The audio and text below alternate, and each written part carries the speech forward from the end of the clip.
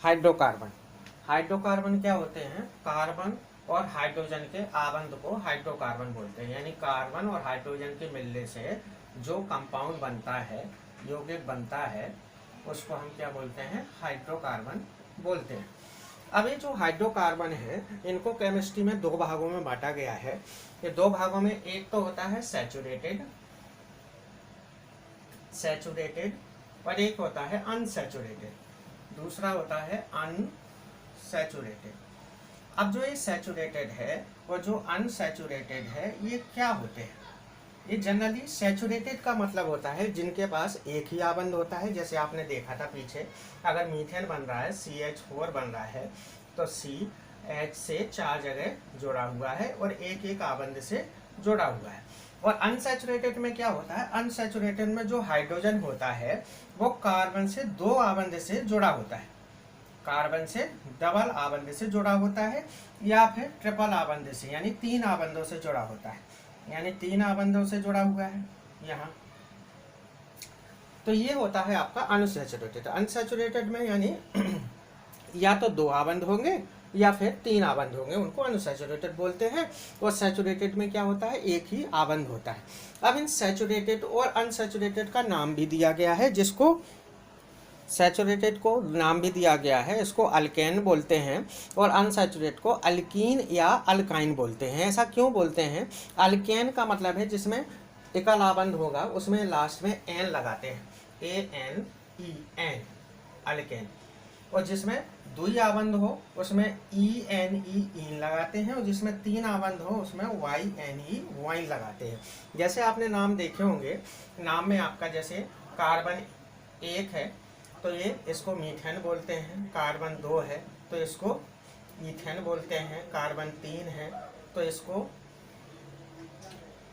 6 और 2 8 प्रोपेन बोलते हैं, 4 है तो ब्यूटेन बोलते हैं, 5 है तो पेंटेन बोलते हैं। तो सब में आप देख रहे होंगे NN लग रहा है, तो इसलिए इसको अल्केन बोलते हैं। जैसे इसका नाम लिखना है मुझे, तो मीथेन, ईथेन, प्रोपेन, तो ये प्रोप लिख दिया और लास्ट में ANE लगा दिया, तो ANE, तो ये हो गया प्रोपेन। तो ऐसे 5 है, 6 हैं तो इसको हेक्सेन बोलते हैं।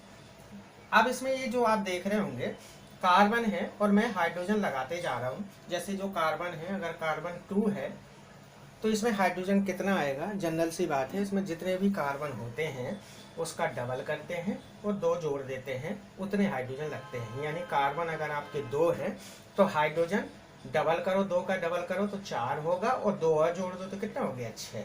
तो यानी इसके पास हाइड्रोजन 6 आएंगे। अगर कार्बन 4 वाला है, अगर किसी के पास 4 है कार्बन, तो हाइड्रोजन कितने आएंगे? तो कार्बन का पहले डबल करो, तो कार्बन 4 का डबल होगा कितना? 8, और 2 और जोड़ दो तो कितने हो गए? 10, यानी हाइड्रोजन 10 आएंगे। इसका नाम ब्यूटेन है। अगर आपका 5 है, कार्बन 5 है, तो क्या करो? कार्बन का पहले डबल करो और 2 जोड़ दो, तो कार्बन का डबल करा तो 10 हो गया, और 2 जोड़ दिया तो कितना हो गया? 12, यानी हाइड्रोजन 12 आएंगे। ये अल्केन होते हैं। अल्कीन में क्या होता है?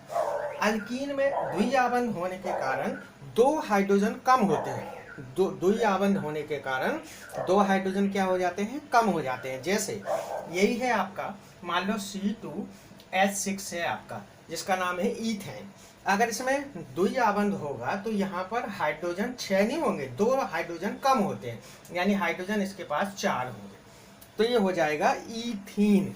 अब इसका नाम ईथेन होना चाहिए था, लेकिन इसका नाम हो जाएगा ईथीन, क्योंकि इसके पास 2 हाइड्रोजन कम है। तो हम ऐसे पहचानते हैं कि इसमें द्वि आबंध है या त्रि आबंध है। अगर त्रि आबंध होते तो 4 हाइड्रोजन कम होते। सिंपल वाला जो होता है उसमें क्या होता है? जितने कार्बन है उसका डबल करो और 2 जोड़ दो, तो आपके हाइड्रोजन पता चल जाते हैं। अगर वो द्वि आबंध वाला है तो उसमें 2 हाइड्रोजन कम होंगे, और अगर वो त्रि आबंध वाला है तो उसमें 4 हाइड्रोजन कम होंगे। जैसे आप देखें, ये पेंटेन है आपका, C5H12 है, ये है, इसमें तो हाइड्रोजन पूरे पूरे हैं और कार्बन 5 है, तो यानी इसका नाम पेंटेन है। अगर इसमें त्रि आबंध होता तो क्या होता? यहाँ से हाइड्रोजन 4 कम हो गए होते, तो ये लिख के आता C5H, 4 कम कर दिए तो कितने हुए? 8, तो C5H8, जबकि इस 5 वाले में कितने होने चाहिए थे, 12, और यहाँ है 8। इसका मतलब है कि इसके पास त्रिआबंध है, तो उसको अल्काइन बोला जाता है।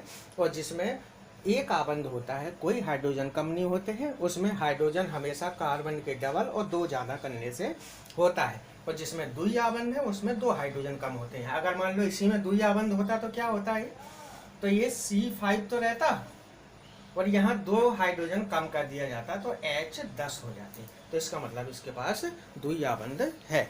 इनको बोलते हैं हाइड्रोकार्बन्स। हाइड्रोकार्बन्स के यूज क्या, कुछ हाइड्रोकार्बन ऐसे भी होते हैं जो रिंग बना के रहते हैं। रिंग बनाने का मतलब है कि वो आपस में ऐसे जुड़ जाते हैं, रिंग बना देते हैं, ऐसे वाले हैं। इनको एरोमेटिक हाइड्रोकार्बन बोलते हैं। इसके जो स्ट्रक्चर है ये बेंजीन का है। इसमें जितने ये कॉर्नर दिख रहे हैं यहाँ सब जगह कार्बन लगे हुए हैं, इधर इधर इधर इधर। इनको एरोमेटिक बोलते हैं या हिंदी में वलय बोलते हैं। ऐसे भी हो सकता है, 5 वाला भी हो सकता है, ऐसे भी। जितने आप कॉर्नर देखें वहाँ आपको कार्बन लगा देना है। जैसे इधर कार्बन है, इधर कार्बन है, इधर कार्बन है, इधर कार्बन है, इधर, और उसके हिसाब से हाइड्रोजन दे दिया जाता है। तो ये हाइड्रोकार्बन 3 तरह के होते हैं।